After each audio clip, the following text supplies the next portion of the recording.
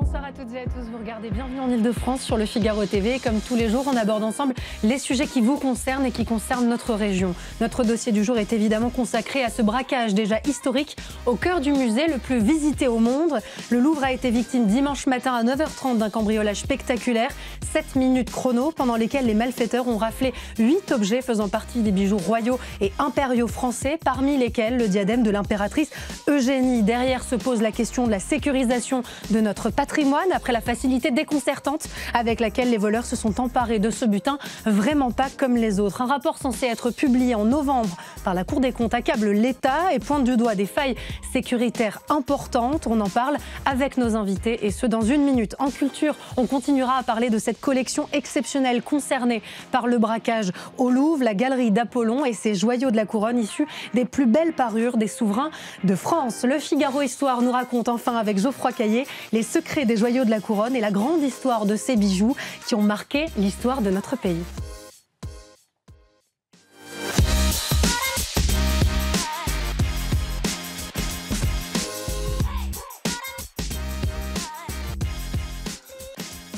Le musée du Louvre est resté fermé aujourd'hui après ce braquage digne d'un épisode d'Arsène Lupin. 4 malfaiteurs ont subtilisé les trésors de la couronne de France, des objets d'une valeur patrimoniale inestimable. Stéphane Bern a réagi hier soir à cette perte immense pour tous les Français. Je vous propose qu'on l'écoute. S'attaquer au Louvre, c'est s'attaquer à notre histoire, c'est s'attaquer à ce qu'il y a de plus sacré dans notre patrimoine. Si même ça n'est plus respecté, alors quoi? On a volé les bijoux de famille des Français. Les bijoux de famille des Français. On va évidemment en parler longuement avec nos invités en plateau. Prince Joachim Murat, merci beaucoup d'être avec nous. Vous êtes héritier du 8e prince Murat, descendant de Caroline Bonaparte, sœur de Napoléon. Alain Boer, professeur émérite de criminologie au Conservatoire national des arts et métiers. L'un de vos ouvrages de référence, Au bout de l'enquête, les plus grandes affaires criminelles passées au crible. Éric Biétré-Rivière, grand reporter au Figaro Culture. On va aborder ce sujet longuement tous les trois autour de la table de Bienvenue en Ile-de-France. J'aimerais vous faire réagir à la colère de Stéphane Bern. Prince Murat, j'imagine que vous la partagez évidemment. C'est une partie de l'histoire de France qui nous a été subtilisée dimanche matin. Alors je la partage en tout point. Je suis profondément attristé. Mais alors j'imagine qu'une grande partie, une grande majorité des Français le sont également. Parce que là, ce qui nous a été volé, c'est pas le casse dans une bijouterie de la place Vendôme. On parle beaucoup de bijoux, mais c'est essentiellement la charge symbolique et affective de ces objets est gigantesque en France, puisque c'est un trésor national. Ce sont les bijoux de la couronne royale et impériale, essentiellement impériale en l'occurrence, puisque c'est surtout Eugénie et la reine Hortense qui ont été dépouillés. C'est tous les Français qu'on dépouille, et c'est la nation qu'on a dépouillée. Il faut se rappeler ce que c'est qu'une nation. La nation, c'est les morts, les vivants et les à naître. Donc ceux à qui on a tout volé, ce ne sont pas que nous. Ce sont nos parents, nos arrière-grands-parents, ce sont nos enfants, nos petits-enfants, nos arrière-petits-enfants à qui on vient de voler tout ça. Donc c'est parfaitement odieux, Stéphane Bern a parfaitement raison, le comte de Paris lui-même s'est exprimé sur la question. Donc c'est quelque chose qui rassemble dans le trauma que ça provoque. Et maintenant j'ai même moi une confiance absolue dans nos forces de police pour retrouver ces malfaiteurs. À titre plus intime, qu'est-ce qui vous est passé par la tête dimanche matin en découvrant cette information ? La colère, pure et dure. Moi, je me rappelais de je connais ces bijoux, non pas parce que je les ai vus au cou de ma grand-mère, mais je connais ces bijoux parce que je les ai vus derrière les vitrines du Louvre, que j'allais visiter avec Vous y alliez régulièrement ? J'y allais étant enfant et j'y emmène. Je suis abonné, moi, annuellement au Louvre. J'adore ce musée est splendide, il est remarquablement bien géré. Manifestement, mis à part quelques petits problèmes de sécurité. On aura l'occasion de revenir évidemment sur ces failles sécuritaires. Et j'emmène mon fils régulièrement au Louvre, il a 4 ans, et on était dans la galerie d'Apollon il y a encore 2 semaines. Et pour aller voir ces bijoux incroyables. Et vous dire que cette galerie d'Apollon ne sera probablement plus jamais ce qu'elle était ? Alors écoutez, ils vont peut-être finir par... Non, aujourd'hui, non. On a perdu parmi les plus belles pièces de la galerie d'Apollon. Donc la galerie en tant que telle, est absolument sublime, mais c'était incroyable. La galerie en tant que telle mérite à elle seule la visite, mais malheureusement les pièces exposées, oui. Éric Biétré-Rivière, on parle de pièces d'une valeur inestimable, 8 bijoux, 8 trésors. Oui. Est-ce qu'on peut revenir sur le détail des pièces volées, des pièces en question ? 8,23 sur la collection dite des bijoux de la couronne. Il y a une paire de pendants d'oreilles de l'impératrice Joséphine. Joséphine, la seconde épouse de Napoléon Ier. La première. Et oui, même la première, enfin la seconde femme. Donc toute sa parure qui avait été commandée pour son mariage. une parure de saphir de la reine Hortense de Beauharnais, qui est allée dans les mains de la reine Marie-Amélie, l'épouse de Louis-Philippe, une autre reine. Et puis on a un diadème d'émeraude de la duchesse d'Angoulême, la fille de Louis XVI et de Marie-Antoinette. On a son diadème de perles de l'impératrice Eugénie, Napoléon III, l'impératrice du Second Empire, ainsi que sa couronne qui a été partiellement retrouvée, mais endommagée. Abîmée apparemment. On ne l'a pas encore vue. On ne sait pas dans quel état elle a été retrouvée, effectivement. On a vu ces 8 joyaux déroulés pendant que vous nous l'expliquiez. Éric Détry-Rivière, on prend la pleine mesure de ce que ça représente et de ce que ça dit aussi. C'est évidemment un bout de l'histoire de France. Alors, on va dire que c'est un reliquat de l'histoire de France, mais un reliquat extrêmement condensé, puisque les bijoux de la couronne est une collection fondée par François Ier, qui s'est considérablement étoffée, notamment sous Louis XIV, mais qui a été constamment remaniée, volée en 1792 au garde-meuble, c'est-à-dire à l'hôtel de la Marine, on est à 2 pas du Louvre déjà, et en partie retrouvée pour les 2 tiers, mais il en restait 1 tiers, et puis la Troisième République, la jeune Troisième République, la mise aux enchères a obtenu des prix assez faibles parce que le cours du diamant, du coup... trop de pièces sur le marché, trop de diamants évidemment en vente, et donc le prix s'est effondré. Et c'était une opération inutile et assez calamiteuse pour l'État, pour la France. Parce que quand je dis que c'est un condensé, c'est-à-dire que les pierres ont servi pour des parures, des couronnes, par le passé, ont été dessertis et ressertis, et que ces objets sont vraiment des cristallisations du roman national, puisqu'il se termine, on va dire, avec la Troisième République, mais que les Amis du Louvre, depuis les années 50, 1950, depuis les années 80, s'efforcent de participer à la récupération de ces pièces, toutes ou parties. Et on a 60 000 Amis du Louvre aujourd'hui. C'est des gens qui comptent, qui savent ce que c'est que le patrimoine. Et pour 4 des pièces disparues, ils avaient participé à cet effort de recollection. Alain Bauer, quand on décrit cet événement tragique, ce cambriolage assez spectaculaire, on a l'impression de sortir tout droit d'un film. On a l'impression que c'est de la fiction. Alors, c'est à la fois de la fiction parce que nous avons une difficulté à la mémoire, au temps qui passe. Mais en réalité, les vols dans les musées et au Louvre sont malheureusement fréquents. En 1976, l'épée de Charles X est volée dans la même salle, dans les mêmes conditions, par la même fenêtre et par la même utilisation, à part le Mont Charles. Conclusion, on n'apprend pas de nos erreurs. Non seulement on n'apprend pas de nos erreurs, mais hier, en regardant avec beaucoup d'attention le zoom sur la fenêtre ouverte, je me suis demandé si elle avait été remplacée depuis 1976, parce que l'état de l'huisserie est calamiteux. Deuxièmement, parce que les musées sont là pour montrer, ils sont aussi là pour préserver, et si on a nommé des conservateurs, le mot n'est pas juste une allégorie lointaine. Or, il y a un débat permanent entre la fluidité permettant l'accès, et le Louvre est un immense musée, immense en taille et immense en fréquentation, et la sécurité, la sûreté, la sécurité incendie et la sûreté sont les plus mal aimés de ce musée. Non seulement la Cour des comptes le raconte, et le Figaro a eu la gentillesse de nous en donner une primeur hier et qui aujourd'hui est en train de se développer puisqu'on voit à peu près tout ce que la Cour a relevé, mais ça fait 30 ans que le plan de sécurisation du Louvre fait l'impasse sur les conditions de sécurité incendie qui ne sont toujours pas terminées depuis 2010, donc elles ont 15 ans de retard. Sécurité incendie, évacuation, désenfumage, on ne parle même pas de sécurisation incendie. Des œuvres, Je suis là sur la protection des personnes. Et alors pour la sûreté des biens, c'est pire parce qu'un jour peut-être en 2035 ou 2037 ou 2039, pourra-t-on enfin commencer à traiter d'un sujet qui est donné en première année dans les licences métiers de la sécurité ou chez mes étudiants, qui sont qu'une sécurisation. La mise en sûreté, c'est périphérie, il faut voir de loin et être averti rapidement qu'il se passe quelque chose. Rien autour de l'enceinte du musée, rien. Périmétrie, il faut contrôler l'accès immédiat. ce balcon et cette fenêtre ne sont pas sécurisés, même en respectant les règles des bâtiments de France ou du classement au patrimoine historique. Oui, mais on met une vitrine blindée devant, on respecte l'intégralité de la logique architecturale, on met une vitrine blindée à l'intérieur, on a le double système qui considère à dire que pour quelqu'un qui a besoin que ça se fasse vite, donc en moins de 10 minutes, ça prend trop de temps, donc il faut faire autrement.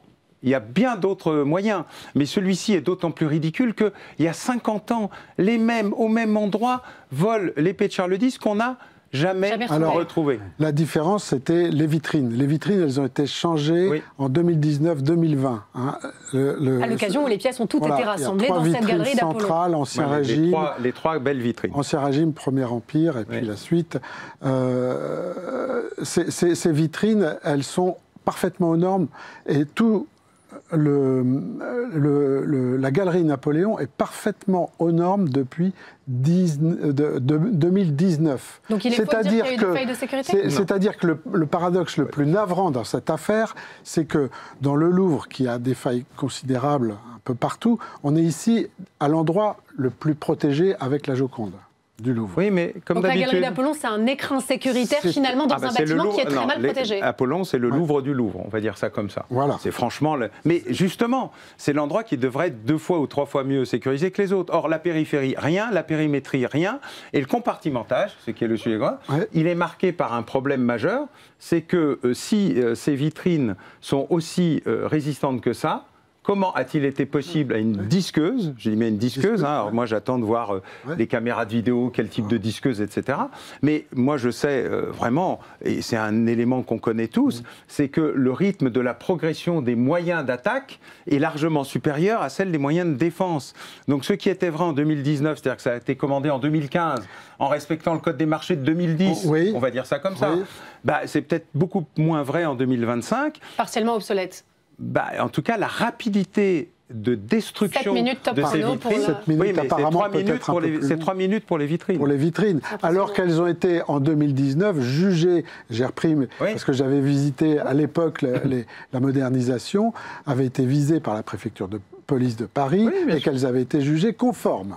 Voilà. Non, mais c'est comme le plan. C'est comme le plan de sécurisation. Je vais le dire rapidement. Le plan de sécurisation qui est très discuté, où on met en cause les agents, ils ont strictement respecté ce que tout le monde fait dans les banques afin d'éviter qu'il y ait des morts et des blessés. Donc c'est pas eux qui sont en cause. C'est l'ensemble du plan de sécurité du musée. Et les syndicalistes sont ceux qui ont été le plus clairs. En juin, en faisant grève, en disant qu'ils ont perdu 200 postes d'agents, dont des agents de sécurité. Et là, récemment, dans leur dernier communiqué, en disant que la responsabilité de la direction du musée est, je cite, accablante. Et donc c'est la faute de la direction ? Bah, c'est la faute de l'État. Alors, voilà, l'État est en faute. Voilà. L'État est d'ailleurs ce que dit le rapport de la Cour des comptes, arrogant, qui accable l'État. suffisant, méprisant, incompétent, pense qu'il sait tout. Il s'agit de patrimoine et de culture ? Ah ben, alors, sur les musées, on va dire que le ministre de l'Intérieur a été clair. C'est toujours ce qui passe à l'as. Voilà. C'est toujours ce qui passe à l'as. La culture, c'est pas primordial jusqu'à ce qu'on la perde. Jusqu'à ce qu'on la... Alors là, on va fermer l'écurie une fois que le cheval se sera échappé, comme d'habitude. Mais ce qui s'est passé, c'est le Notre-Dame du patrimoine. Beaucoup de personnes se sont osées à cette comparaison. C'est le Notre-Dame. C'est un deuxième Notre-Dame. On se souvient de la Joconde, évidemment volée, mais il faut se rappeler Notre-Dame aussi, parce que la valeur symbolique patrimoniale est immense. Mais Prince Murat, vous les rejoignez ? La séquence que la France vit depuis Notre-Dame jusqu'à aujourd'hui est absolument désastreuse, parce qu'il y a bien sûr la charge symbolique, il y a bien sûr le coût, la valeur financière ou pas des bijoux. Bon, seront-ils démantelés, pas démantelés ? Le plus important, c'est ce qu'on va les retrouver. Mais surtout l'image de la France. C'est que l'industrie touristique est la première industrie en France. Oui. Donc, ça envoie quel message ? Ça envoie, ne venez pas visiter le Louvre. N'importe qui peut rentrer. Bon, alors, si jamais vous avez quatre péniclés qui arrivent à rentrer avec une disqueuse et un monte de charge, qu'est-ce que ça dit d'une organisation terroriste organisée ? Donc, ça donne pas très envie d'entrer dans les locaux du Louvre. Qu'est-ce que ça dit également de notre patrimoine qui est pillé, qui est littéralement pillé depuis plusieurs années ? On a encore, je crois que dans les 2 dernières années, il y a je sais pas combien de musées nationaux qui ont été dévalisés. Une vingtaine. 6,5 kg au musée d'histoire naturelle. culturel, le musée Jacques Chirac 2 fois en 48 heures. Et tout ça est Donc c'est la preuve de notre vulnérabilité, pardon. Oui. Le musée de Limoges avec les porcelaines chinoises qui sont fondamentales pour tout l'art du commerce. Alors le risque zéro n'existe pas. C'est d'ailleurs ce qu'a rappelé Gérald Darmanin. C'est ce qui pour nous est l'aimant à tourisme. Le tourisme, c'est des millions d'emplois en France. Donc il y a quand même un impact immédiat. Je sais qu'il y a un silence assourdissant de la gauche sur ce qui vient de se passer aujourd'hui parce que c'est des bijoux et que ça touche à Napoléon. Donc attention, faut surtout pas en parler quand on est de gauche. Mais il y a un impact. Vous regrettez qu'il y ait une récupération politique autour de ce sujet? J'ai pas vu. Alors moi, la seule récupération politique que j'ai vue, c'est le silence assourdissant de Madame Hidalgo, qui se dit que Madame Dati se dépêtre de ces histoires. Je veux surtout pas être mêlé dans le cadre des élections municipales. Ça va coûter très cher à Madame Dati, alors que Madame Dati n'est pas responsable de la situation. Et Madame Hidalgo, dans la police municipale, n'a apparemment pas fait ce qu'elle aurait dû faire. Rachida Dati n'est pas responsable de la situation. Écoutez, elle est ministre de la Culture, elle est ministre de tutelle, mais c'est pas elle qui décide des arbitrages financiers au sein du musée du Louvre. Le musée du Louvre est un établissement extrêmement autonome. En tout cas, c'est une faute partagée. Donc, alors la faute, elle est diluée un peu partout. Gérard Darmanin là-dessus était très clair. Après le vol de la Joconde, le directeur du Louvre avait sauté. Vous pensez que ça risque d'arriver à Laurence Descartes? Elle est fragilisée incontestablement. Elle a été très mal accueillie sur son propre personnel qui l'a sifflé lorsqu'elle est venue en personne dans l'auditorium. Ça a été un peu mieux quand elle a envoyé un courriel. Mais elle n'est pas là. Sans parler de ce demi-million d'euros qui a été investi pour une sorte de cantine, salle à manger qui sert à la direction. Je me souviens, c'était en 95, il y a eu le vol au Louvre d'un petit tableau d'un peintre qu'on a oublié qui s'appelle Turpin de Crissé. Ça faisait 20 cm sur 20, début du 19e. À l'époque, M. Rosenberg était dans les jardins du Louvre, mais éploré. Il répondait même plus aux questions des micros qu'on lui tendait, tellement c'était catastrophique. Fin 18, le Corot. Découpé, parti, jamais retrouvé. Corot, un Nanteuil parti. Il y a quand même une loi des séries terrible dont la capacité des voleurs à se déjouer de tout, à utiliser toutes les failles du système est réelle, mais le système est tellement défaillant qu'il n'aide pas lui-même. On ne peut pas reposer ça sur les humains. Les humains, ils font ce qu'ils peuvent. D'ailleurs, ils ont fait ce qu'ils pouvaient. Et probablement ne sont-ils pas pour rien dans la récupération de la couronne qui a dû être gérée dans des mauvaises conditions.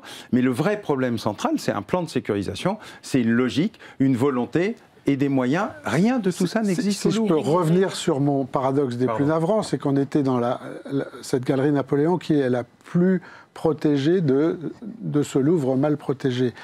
Mais raisonnons à l'échelle de la France. Le Louvre est le musée le plus protégé des musées français. Parce qu'en province, c'est encore pire. C'est encore pire. Et en Italie, c'est pas bien beau non plus. Il y a la police qui fait un remarquable travail, notamment l'Office central de répression des biens culturels. Elle vient de démanteler un groupe là où il y avait des centaines de ciboires de calices volés dans des dizaines d'églises dans les Hauts-de-France. Et là, on est dans l'absence totale de prise en compte du patrimoine religieux qui est le même patrimoine. Oui, c'est douloureusement habituel. Et je dirais, je suis presque surpris qu'il n'y ait pas plus de vols dans les musées en France, parce que c'est tellement simple. J'y vais 3 fois par semaine, je suis dans les musées. N'allez pas les encourager. Hein. Oui. Non, je ne veux pas les encourager, mais je constate qu'il reste une attention forte des Français au sacré, à leur patrimoine, et c'est pour ça qu'il n'y a pas de vol. Finalement, il y a des vols, bien sûr, hein, ils sont toujours trop nombreux. Alors, dans les églises, mais sur la systématique. Mais dans les musées de la République, les vols, on arrive encore à les décrire. Vous voyez, c'est pas un phénomène quotidien, ça reste de l'exceptionnel. Mais j'en suis surpris parce que je pense que c'est tellement facile aller en fait, ce que vous nous dites, dans une ville de province qui se rend dans un musée peut repartir avec ce qu'il veut. A l'impression qu'il peut repartir avec ce qu'il veut. Il peut repartir avec ce qu'il veut. Et un trésor national. Ça va donner lieu à une nouvelle émission de télé-réalité. Allez-y, piquez des trucs dans les musées. Non, faire attention à ces idées. Non, parce qu'il faut un deuxième sujet, c'est les lancers de soupe sur les œuvres. Oui, parce que de temps en temps, il y a une ville. Ça, c'est des contestations. Oui, mais c'est aussi débile. Si vous voulez, la cancel culture crée les conditions de la censure. Le jet de peinture sur les œuvres crée les conditions du fait qu'elles n'ont aucune valeur. que ça ne sert à rien. Il faut les laisser. On peut détériorer notre patrimoine. Il faut continuer à la sacraliser, Et comment est-ce qu'on sanctuariser à sacraliser? Mais pendant longtemps, le roman en les enseignant, madame. Le roman national, qui est une œuvre de la Troisième République et qui, pour la première fois, s'éloignait beaucoup du récit national, avait permis, notamment dans le corps enseignant de l'instruction publique en particulier, de créer cet espace qui était notre histoire est complète. Et donc, on intègre tout, on prend tout et à la fin, on a la République. Mais la République, elle n'éliminait personne dans cette histoire. Aujourd'hui, on est dans une logique totalement différente. Faisons du passé table rase, si je peux me permettre cette allégorie. Et chacun va écrire l'histoire qui lui plaît. Et chacun est dans sa petite bulle, et en fait, il n'y a plus rien de, entre guillemets, sacré au sens de la protection du patrimoine qui nous est commun. Et si on veut être absolument pragmatique, en dehors de la charge symbolique qui est gigantesque et du fait que ça fait nation d'avoir quelque chose de sacré laïque, de sacré républicain, de sacré profane, autour duquel on se réunit, qui est la construction de la nation par ses régalias et par ses grandes œuvres d'art et ce patrimoine, au-delà de ça, si on est très pragmatique, combien d'emplois ? C'est colossal. C'est le nombre d'emplois liés à l'industrie touristique en France. C'est pas du tout de l'argent mis par la fenêtre pour faire plaisir à des personnes âgées abonnées à des musées. Donc pour vous, il y aura de réelles conséquences sur le tourisme parisien. On le sait d'avance que ça va. On est déjà très lourdement endetté à Paris. Cette situation va pas du tout nous améliorer les comptes de la ville. C'est une certitude. Mais il va y avoir un impact, c'est sûr et certain, sur l'industrie touristique de ce vol, oui. J'aimerais qu'on écoute Rachida Dati qui parlait de l'inadaptation du lieu au volume de visiteurs et aux nouvelles formes de délinquants. Je vous propose qu'on écoute la ministre de la Culture. La protection, la sécurisation du patrimoine a toujours été sous-estimée, c'est une réalité. Et d'ailleurs, regardez, quand on parlait de patrimoine, on nous traitait... pour rester poli, de conservateur, de has-been. C'était pas très en vogue que de dire qu'il fallait s'occuper du patrimoine.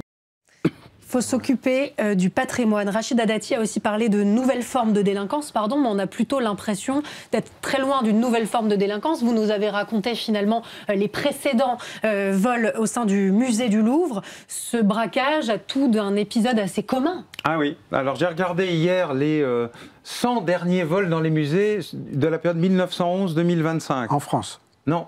Dans le monde. Les grands musées. Ouais. Les musées qui ont des moyens. Du cri de Munch, deux fois le même Rembrandt à 20 ans de distance, etc. Et on se rend compte de l'amateurisme brutal des opérateurs qui le font au smash and grab, c'est-à-dire je frappe, je casse, je me sauve, dans des conditions d'une extraordinaire rapidité. Même pas 2 heures pour le musée Gardner, le plus grand vol de l'histoire. On n'a rien retrouvé à Boston. Jusqu'à les dernières attaques dont on vient de parler, y compris le Chaumet, je ne sais plus, à Paray-le-Monial, etc. On se rend compte, très rapide, très brutal, pas de violence physique réelle. Et pas d'une utilisation des nouveaux outils technologiques. À part la disqueuse, parce que cette question-là est une vraie question, comme il l'a été rappelé. On n'est quand même pas dans de l'intelligence artificielle pour autant. Pas du tout. C'est pas de la crypto, c'est pas de l'IA, c'est pas du cyber. On est dans du brutal.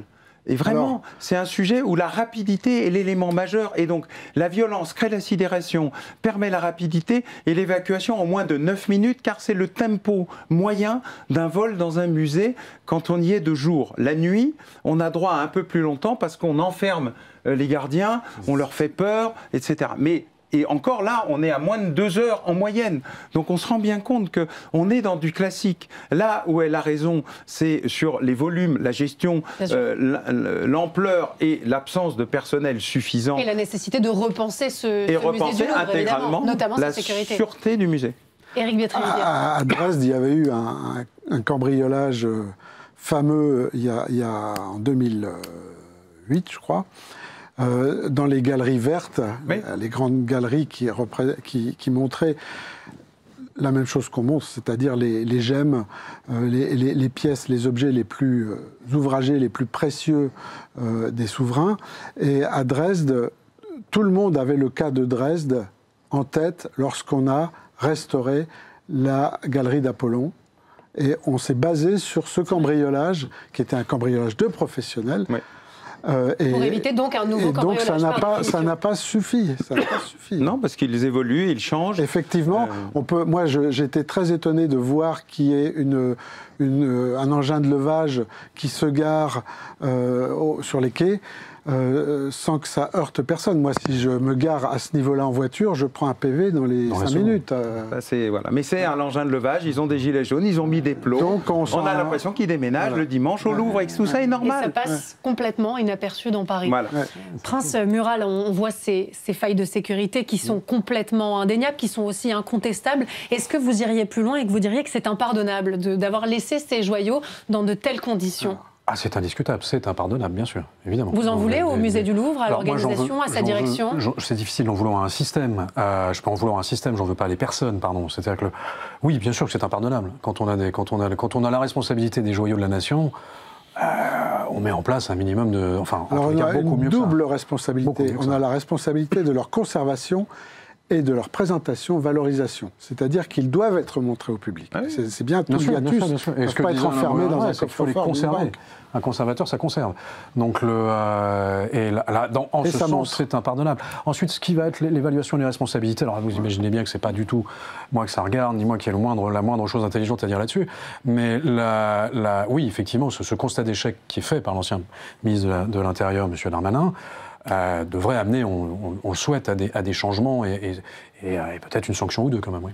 Qu'est-ce que vous espérez ? Est-ce que vous espérez qu'on retrouve ces trésors ? Est-ce qu'il y a un espoir ? Est-ce qu'il y a une infime possibilité ? J'ai la plus grande confiance, moi, dans l'Office central de répression du trafic des biens culturels, dans la BRB, dans les services de renseignement, dans les services de douane, qui aujourd'hui sont mobilisés à 100%. Et c'est des centaines d'officiers et d'agents qui sont en train de travailler avec Europol, avec Interpol, parce que toutes les polices européennes travaillent sur le sujet. Parce que les chances que ce soit déjà parti ailleurs sont quand même très élevées. Donc moi, j'ai une grande confiance dans ces services de police et leur capacité à se coordonner, parce qu'ils ont réussi à résoudre, là, on cite des affaires non résolues. On en a eu des affaires résolues. Celles qui ont été résolues, il y en a quand même quelques-unes. Les tabatières ont été empêchées. Donc récemment Interpol, Europol et l'OCBC ont fait une opération européenne sur 17 pays qui a permis de récupérer 11 000 œuvres. Et les tabatières de Connect-G qui ont été volées il y a quelques mois ont été retrouvées. Par contre, on ne sait pas dans quelles circonstances. Donc peut-être il y aura peut-être un voile de mystère qui entourera. Disons que ce qu'on peut être sûr, c'est que les auteurs seront retrouvés. Voilà, parce que là, on veut retrouver les œuvres. Oui, et c'est la question, c'est est-ce qu'ils les ont gardées en entier ? Voilà, et à ce moment-là, on les retrouvera probablement dans 1 an, dans 2 ans, dans 5 ans, dans 15 ans. On en est retrouvé dans une repère de la Camorra qui en avait volé 3 dans un musée italien, mais qui les avait gardés pour lui. Mais 100 millions d'euros. Le tableau. Par contre, c'est pour ça qu'il faut souhaiter que ce soit la commande d'un milliardaire fou ou d'un État étranger. Voilà, c'est plus un. Oui, c'est possible. Oui, c'est possible. Thibault de Montbrial a évoqué dans Point de Vue ce midi une complicité possible en interne. Est-ce que c'est une option probable ? Alors, vu les conditions d'exercice de l'opération, ça n'aurait pas servi à grand-chose.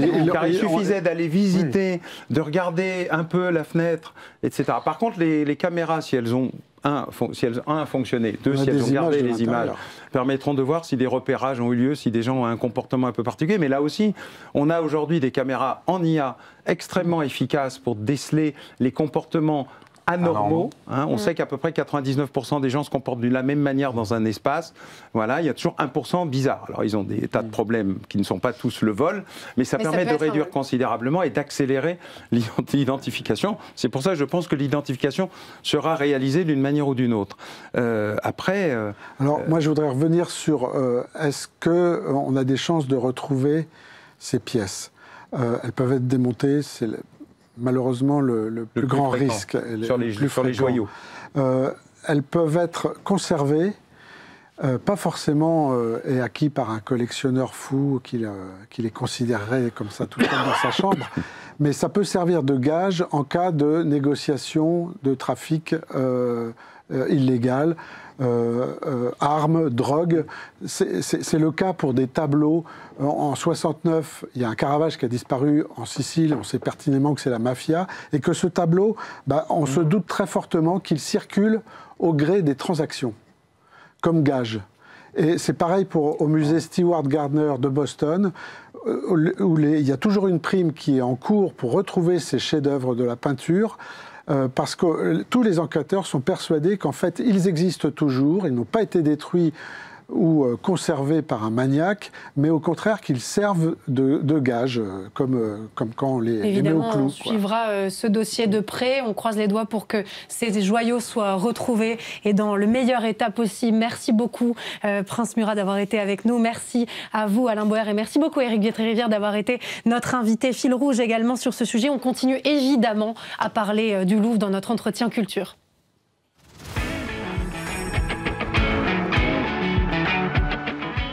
Ce dimanche, les cambrioleurs ont ciblé un des écrins les plus précieux du patrimoine français, la somptueuse galerie d'Apollon du musée du Louvre. Nous allons revenir sur cette collection magnifique et sur le détail de cette galerie, sans oublier les pièces subtilisées, évidemment. Élodie Baird, merci beaucoup d'être avec nous. Vous êtes journaliste joaillerie au Figaro. Avant de parler des pièces volées, j'aimerais qu'on dise peut-être un mot de cette salle qui est magnifique avec cette voûte dorée peinte par Delacroix et Lebrun, 60 mètres de long, où sont donc exposés les joyaux de la couronne de France. Oui, tout à fait. C'est une pièce du Louvre qui a été restaurée il y a 5 ans. Et elle a été restaurée avec une mission particulière, c'est de rassembler tous les joyaux de la couronne qui avant étaient au même endroit, voilà, qui étaient dispersés dans le musée. Et puis le musée a aussi fait des acquisitions ces 20-30 dernières années. Voilà. Donc il y avait un besoin de tout rassembler. Et puis c'est très symbolique de l'histoire de France. Évidemment, ça passionne beaucoup d'étrangers, l'histoire de la joaillerie française, parisienne.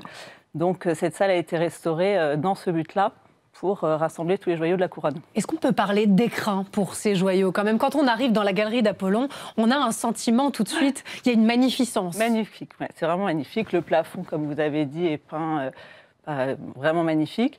Non, ce qu'on peut dire, c'est qu'il n'y a pas que des joyaux à proprement parler, pas que des bijoux.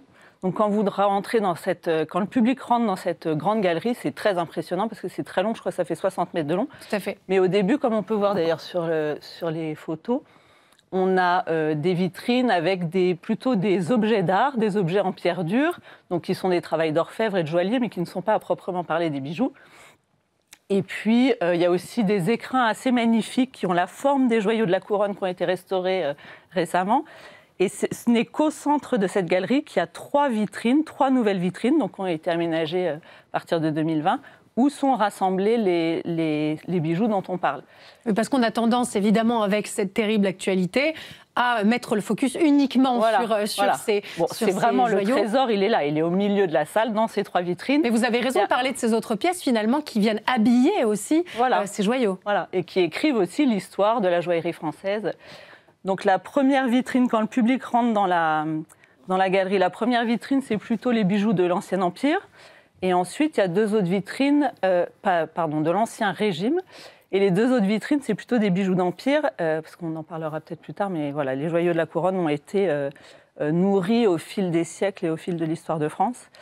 Et donc, les malfaiteurs n'ont touché qu'aux 2 vitrines. Et donc, la fenêtre, malheureusement célèbre depuis 24 heures, elle est au bout de cette galerie.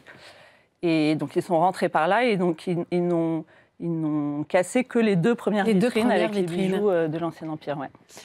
Les origines de ces 23 pierres et parures remontent au règne de François Ier. Et vous l'avez dit, ce sont des pièces qui vont traverser l'histoire de France, qui vont se nourrir finalement de cette histoire.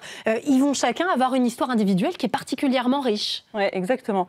Et puis c'est un trésor, on peut parler d'un trésor de France qui a commencé avec 8 pièces sous François Ier. Il fait ça un peu pour les protéger des aléas politiques, diplomatiques et tout ça. Il en fait une propriété d'État, donc inaliénable. Donc c'est 8 pièces.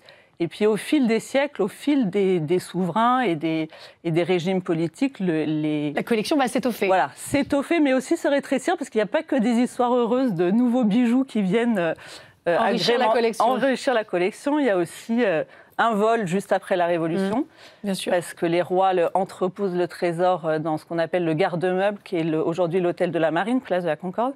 Et puis c'est très mal gardé, et il y a un cambriolage, déjà à l'époque, avec une échelle mise devant une fenêtre. Comme quoi, voilà, l'histoire se répète.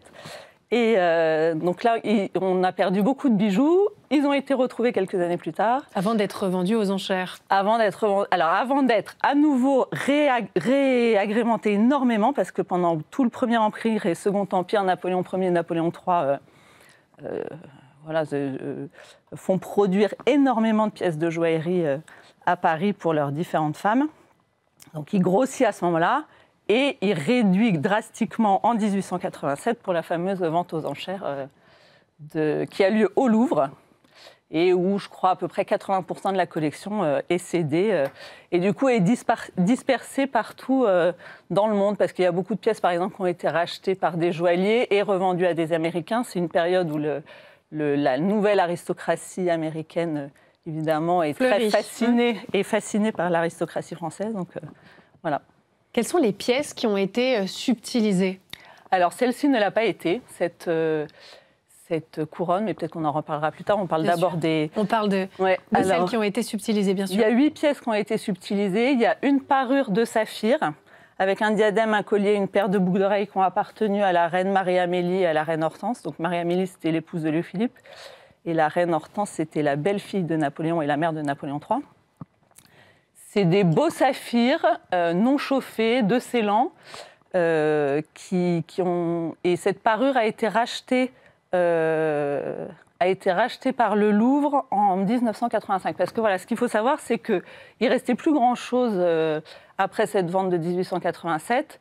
Mais le Louvre, ces 30 dernières années, comme je disais précédemment, a racheté plusieurs, dont parmi les pièces qui ont été volées, il y en a certaines. Donc cette parure a été rachetée par le Louvre grâce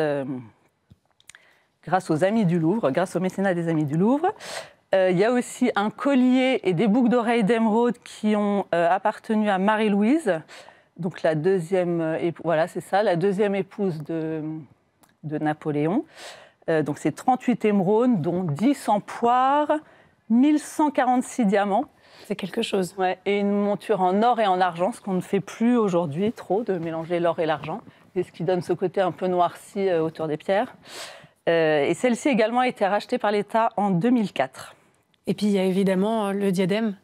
Il y a le diadème, le diadème de perles, voilà, d'Eugénie, qu'elle porte sur son fameux portrait officiel qu'on connaît bien. Tout à fait. Il y a 212 perles, dont 17 poires, 1998 diamants, plus 990 autres tailles roses. Donc ça, c'est vraiment une pièce très, très importante. Et on a une broche reliquaire qui est une succession de diamants. Alors ça, c'est celle-ci, qui s'appelle la broche reliquaire, qui a 94 diamants. Et alors ça, c'est une pièce très importante parce que les 2 diamants un peu triangulaires que vous voyez nez à nez au milieu sont 2 diamants dits Mazarin. Donc ça fait partie de la broche date de l'Empire, mais les pierres datent de l'Ancien Régime.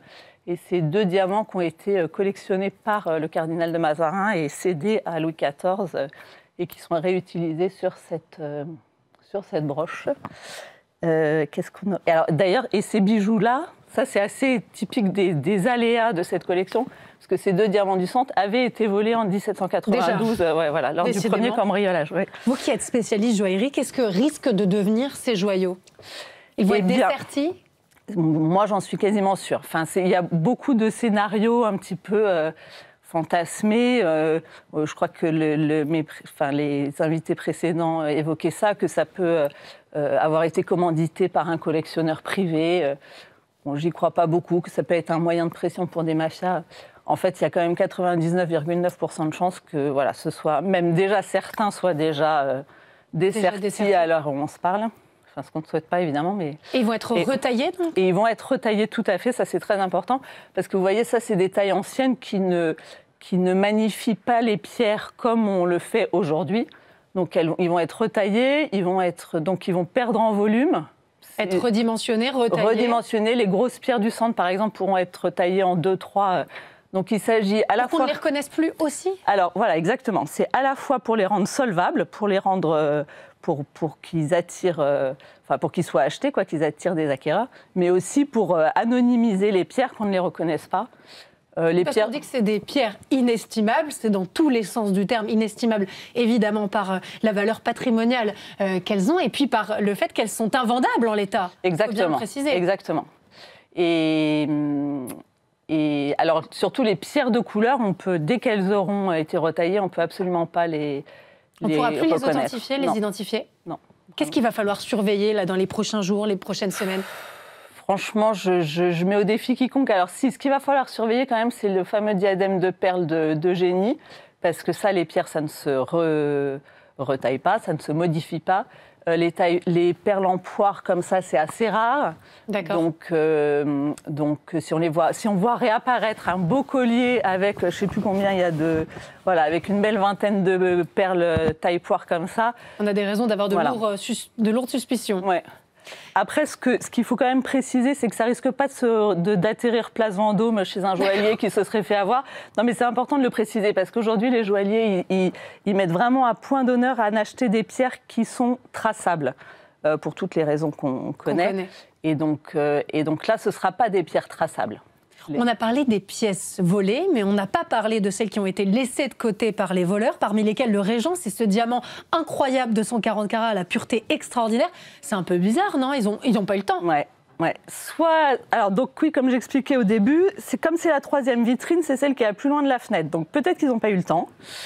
Peut-être qu'ils se sont fait influencé par le fait qu'il ne pouvait pas ignorer que ce régent, il était sur la couronne de sacre de Louis XV, qui, elle, n'est sertie que de pierres factices, de fausses pierres. Ça explique ce qui est marqué en tout petit sur le cartel, d'ailleurs. Donc on peut se laisser complètement éblouir par cette magnifique couronne aux pierres multicolores et aux diamants gros comme des noix.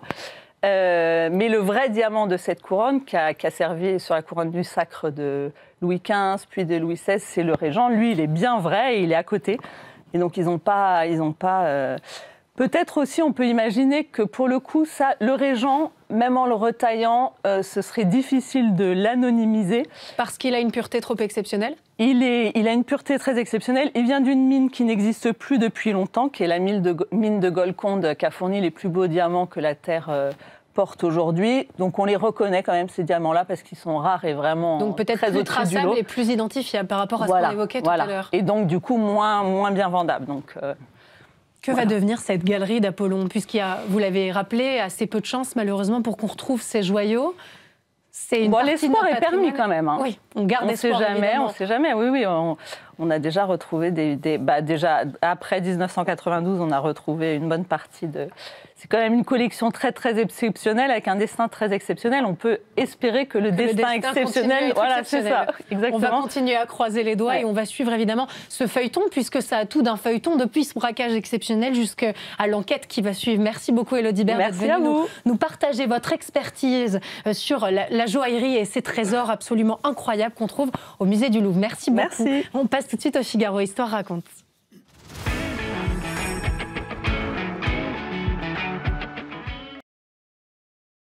De la couronne de France après ce braquage déjà historique qui vient nous dépouiller d'une partie importante de notre histoire. Geoffroy Caillet, vous êtes rédacteur en chef pour le Figaro Histoire. Cette collection de joyaux incroyables qui a été constituée depuis François Ier, c'est de là qu'on date l'origine de cette collection ? Oui, les diamants de la couronne. Alors je rappelle que l'appellation officielle, c'est les diamants de la couronne, parce qu'à l'époque, les diamants, ça désigne toute pierre d'une valeur un peu exceptionnelle, d'une grosseur un peu exceptionnelle. Ah, donc on dit diamants même pour ce qu'on appellerait aujourd'hui des bijoux. Exactement. Les topazes, les pierres, en fait, ça désigne les pierres non montées. Et toutes les pierres non montées un peu exceptionnelles se voient qualifiées de diamants. Donc François Ier fonde en 1530 la collection des diamants de la couronne, qu'on appelle aujourd'hui bijoux de la couronne plus volontiers, en choisissant dans le trésor royal 8 pierres d'une taille particulière, dont le Côte de Bretagne, qui est un spinel, donc c'est une pierre rouge semblable à un rubis qui heureusement n'a pas été dérobé dimanche. Et il décide que ces 8 pierres vont former le noyau d'une collection inaliénable, donc qui n'appartiendra pas en propre au souverain, mais qui sera transmise de génération en génération, mais que chaque souverain, on voit le spinel de Bretagne, le spinel Côte de Bretagne à l'écran, que chaque souverain sera amené à enrichir s'il le souhaite. Et donc c'est le début vraiment des diamants de la couronne. Et ensuite, c'est vraiment Louis XIV qui va faire un certain nombre d'achats et de dons provenant de Mazarin, les 18 Mazarin, les 18 très beaux diamants, ainsi que le Sancy, autre très beau diamant, vont venir se rajouter. Pas été volé, lui non plus. Et ils n'ont pas été volés, ce qui nous renseigne un peu sur les intentions des cambrioleurs, puisqu'ils n'ont volé que des parures 19e siècle, des bijoux féminins, constitué pour chacun de milliers de diamants. Donc très vraisemblablement, c'est l'écoulement pierre après pierre, qui intéresse les cambrioleurs. Donc, jusque sous Louis XIV et sous l'Ancien Régime, cette collection s'accroît de façon prodigieuse, au point qu'avant la Révolution, on compte déjà 9500 diamants et des centaines de perles et d'autres pierres précieuses. Avec évidemment des pièces principales qui restent aujourd'hui de cette époque. Quelles sont celles qui finalement ont perduré, ont traversé l'histoire de France? Il y a le Régent qui échappe déjà à la première crise que connaissent les diamants de la couronne, c'est-à-dire le vol du garde-meuble en 1792. On retrouve 2/3 des pièces, parmi lesquelles le Régent.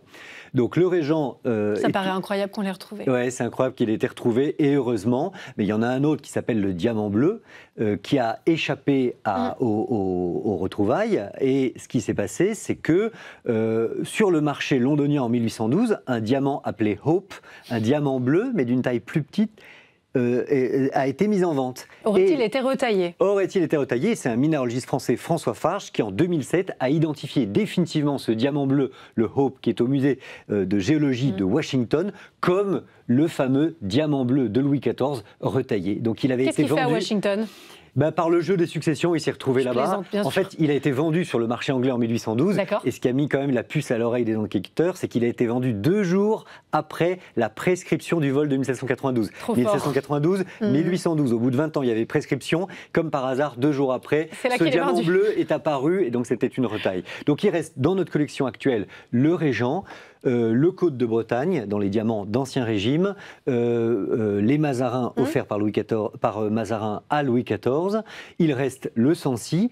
Et ce qui est intéressant, c'est que ces diamants-là ont eu des vocations successives. Le Régent en particulier a orné, après son achat par Philippe d'Orléans en 1717, la couronne de Louis XV, la ganse de chapeau de Louis XVI, l'épée de Napoléon Ier. Donc c'était des pierres qui étaient amovibles, elles étaient tellement connues qu'on savait qu'elles n'allaient pas orner seulement la tête ou le bras d'un souverain, et qu'elles allaient traverser les siècles de toute façon comme bijoux inaliénables, et à chaque fois être remontées suivant un peu le besoin du moment. Donc ça, c'est l'essentiel de ces pierres. Elles ont traversé, elles ont appartenu à plusieurs bijoux différents, ce qui fait une grande différence avec les parures qui ont été volées, qui sont des parures du 19e siècle, conçues comme des objets à part entière dès le début, dès 1810 pour le diadème et les colliers de Marie-Louise, et dès l'époque de Louis-Philippe pour les saphirs de la reine Marie-Amélie. Pour lesquels les pierres n'avaient pas vocation à être desserties. Exactement. Vous avez commencé à nous parler de ce vol de 1792 commis dans le garde-meuble de la couronne.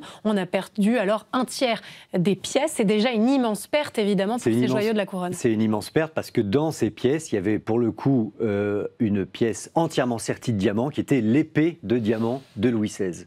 Épée de diamant de Louis XVI qu'on n'a jamais retrouvée malheureusement.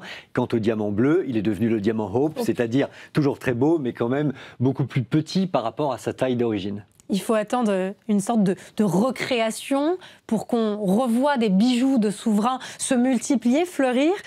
C'est ceux qui ont été volés, finalement, oui, c'est essentiellement ceux qui ont été volés. Et en réalité, au 19e siècle, les bijoux qui sont reconstitués, ce sont essentiellement donc, des parures féminines et qui ne sont pas forcément fabriqués à partir de diamants de la couronne. C'est-à-dire que ce sont des pièces que Napoléon Ier ou Louis XVIII ont pu acheter et ensuite faire fabriquer des bijoux pour les offrir à leurs épouses ou à leurs nièces dans le cas de Louis XVIII. Ça veut dire qu'elles ont une moins grande valeur. Pardon, non, je pose la question. Ils ont exactement la même valeur, sauf que en fait, c'était des statuts différents. C'était pas des bijoux inaliénables. Et en revanche, la couronne de l'impératrice Eugénie qu'on voit à l'écran, qui a été retrouvée, elle est probablement endommagée. Probablement endommagée, malheureusement. J'ai peur que ça soit la partie sommitale, c'est-à-dire l'orbe avec la croix, qui est la partie la plus extérieure, spectaculaire aussi. La plus spectaculaire. Malheureusement, j'ai peur que ça soit elle qui soit endommagée.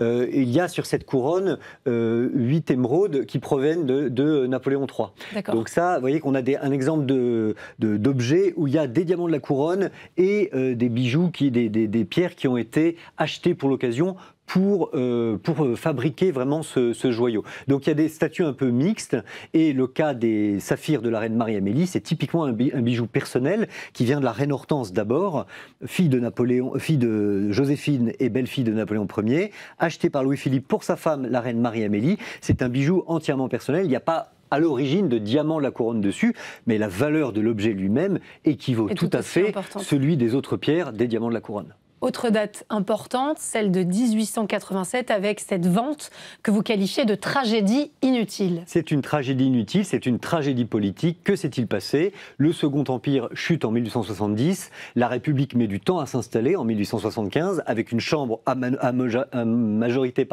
monarchique. Et donc, les tenants de la Troisième République estiment que la République est mal établie, qu'il faut conjurer tout retour de la monarchie. Il faut faire table rase. Il faut faire table rase, et elle croit bien faire, d'une part, en ne relevant pas les ruines des Tuileries, qui étaient tout à fait reconstructibles dans leur état d'origine, et puis surtout, le député Benjamin Raspail, en 1879, dépose une proposition de loi qui vise à vendre les diamants de la couronne. Cette vente est organisée seulement en 1887, et là, il se passe quelque chose d'absolument épouvantable. On dessertit toutes les pierres qui ornent encore des bijoux constitués. On vend toutes les autres pierres, parce que quand on parle des diamants de la couronne, elles sont estimées de façon numérique. Une pierre, une pierre, une pierre, une pierre. C'est pour ça qu'on est arrivé à la somme incroyable de 77 000 diamants au moment de la chute du Second Empire. C'est ce montant astronomique qui va être vendu par la Troisième République, et le drame, c'est que l'écoulement de ce très grand nombre de diamants sur le marché européen va faire mécaniquement... Trop de volume, baisse des prix. Trop de volume, baisse des prix, donc la République ne va même pas pouvoir se faire d'argent, en tout cas autant d'argent qu'elle l'aurait souhaité, sur le dos de la monarchie. Quand on voit les mois, après ce braquage dimanche, on a du mal à imaginer qu'en 1887, on établit une vente de ces trésors. C'est absolument terrifiant, et c'est là où vous voyez que quand la politique s'en mêle, on aboutit à des désastres. La couronne de Napoléon III, qui avait servi pendant son règne, a été brisée après avoir été dessertie par un employé du ministère des Finances sur le rebord d'un bureau. L'idée, c'était vraiment une sorte de rage qui animait tout ce qui ressemblait à toute forme de souveraineté antérieure à la Troisième République. Et donc, le résultat de tout ça, c'est que quelques bijoux n'ont pas été dessertis, ils ont été vendus, se sont retrouvés dans des collections particulières. Et ce sont certains de ces bijoux qui ont été rachetés à grands frais ensuite par le Louvre, notamment le diadème de la duchesse d'Angoulême, racheté en 2002, et qui heureusement n'a pas été dérobé dimanche. Et par ailleurs, beaucoup de pierres, un certain nombre de pierres ont été choisies par une commission d'experts pour être conservées en France à cause de leur rareté géologique. C'est le cas bien sûr du Régent qui s'est retrouvé au Louvre, et c'est le cas du Sancy également, et aussi des émeraudes qui ornaient la couronne de Napoléon III et des autres Mazarins qui ont été envoyés les uns au Muséum d'Histoire Naturelle, les autres à l'École des Mines. Mais quand vous voyez que le Muséum d'Histoire Naturelle a été cambriolé au mois de septembre dernier, c'est-à-dire il y a juste un mois, on a volé de l'or pur. Ça aurait pu être un nouveau drame. Ça aurait pu être à nouveau un drame, et notamment les émeraudes auraient pu être dérobées. On bascule au XXe siècle avec le vol de l'épée de Charles X qui a été volée, elle, en 1976. Jamais retrouvée, hein. Jamais retrouvée, c'est une tragédie. On la voit à l'écran, c'est la seule photo dont on dispose.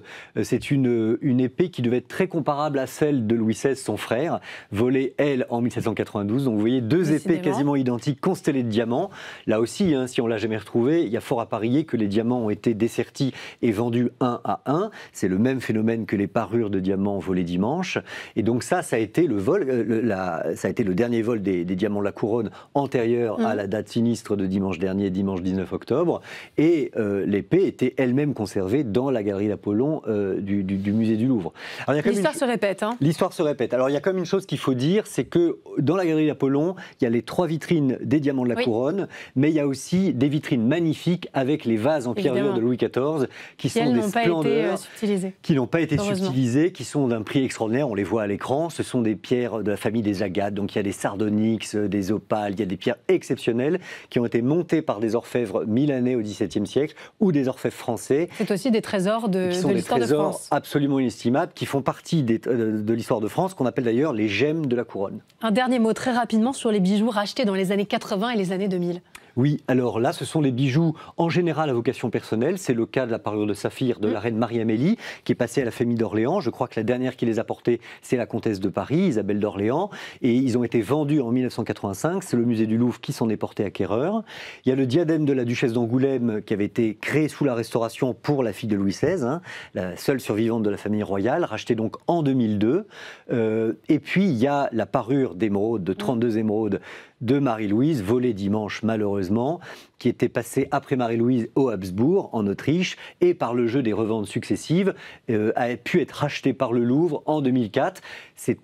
De ces 3 joyaux, seul un, le diadème de la duchesse d'Angoulême, se trouve encore aujourd'hui au Louvre. Les 2 autres ont été subtilisés en même temps que les bijoux, les diamants, notamment la broche de corsage extraordinaire de l'impératrice Eugénie. On espère que ces joyaux seront retrouvés et qu'on retrouvera évidemment l'auteur des faits. Merci beaucoup Geoffroy Caillet de nous avoir permis de plonger dans l'histoire de ces joyaux de la couronne de France. Merci beaucoup de nous avoir suivis ce soir. Je vous donne rendez-vous demain à 19h dans Bienvenue en Ile-de-France et je vous souhaite en attendant une excellente soirée.